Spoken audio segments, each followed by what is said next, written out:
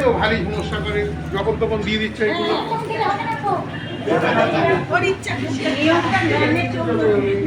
দেখো আমি একটা বলে দিলাম, এই যোগ্য করে যদি লাভ হবে না, এই বিঘ্ন করলে কিন্তু ক্ষতি হয়ে যাবে, মাথায় রাখো কিন্তু।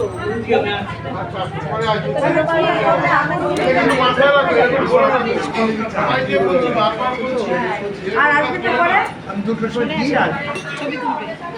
এরকম করলে না বিঘ্ন হবে। জল দিচ্ছে কেন বাবা? জল দিও না,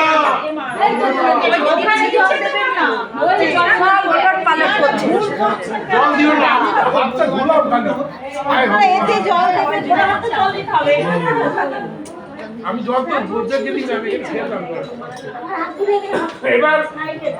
এবার পূর্ণাহুতি সবাই একটু করে হবন সামগ্রী